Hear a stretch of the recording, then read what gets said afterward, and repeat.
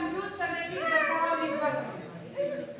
कभी-कभी उस गांव में जितनी विधवा महिलाएं हैं उनका हम देखा करते हैं, तो हमको ये कतई नहीं करना, क्योंकि एक तो भगवान ने, एक तो प्रकृति ने उनके साथ में अन्याय किया है, और फिर दूसरा अन्याय हम ये उनको एहसास बता रहे हैं कि तुम विधवा हो, तो हमको ये नहीं करना, हमको उसको प्राथमिकता देनी है समूह में जोड़ने की।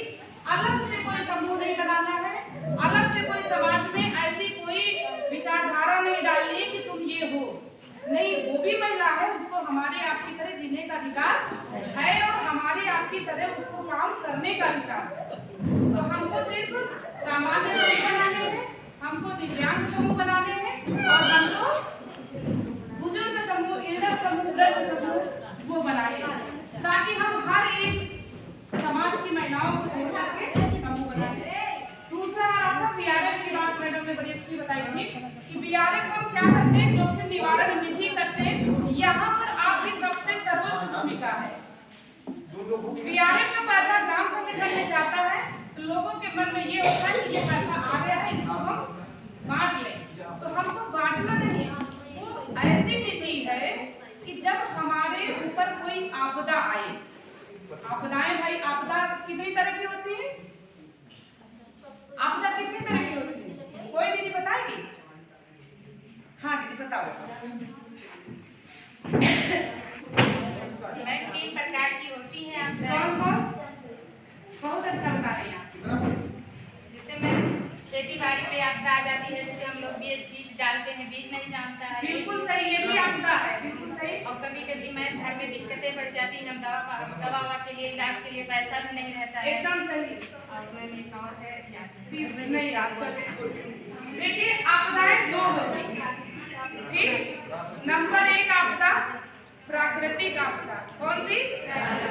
प्राकृतिक आपदा, जैसे कि ये दीदी ने बताया कि हमने खेत में बीज बोया लेकिन वो जमा नहीं हुआ, या हमने धान लगाए, तैयार होने की टाइम आई, वर्षा नहीं हुई, सूखा पड़ गया, या बरसात इतनी ज्यादा हो गई कि बाढ़ आ गई तो सारी फसल नष्ट हो गई, या वो दीदी ने बताया कि हमारे घर में या गांव में एकाएक कोई बीमारी फैल गई, जिसकी वजह से जो हमने अपनी जमा पूंजी बचाई थी वो सारी क्या हो गई, खर्च हो गई। जैसे कि अभी 2020 में हम लोगों ने एक महामारी का सामना किया था, कोरोना जैसी महामारी का, ये सब प्राकृतिक आपदा है। लेकिन जो दूसरी आपदा हमारी है वो मानवीय आपदा, यानी कि जो हमारे द्वारा आपदा की जाती है हमारी महिलाओं के साथ में, हमारी बच्चियों के साथ में।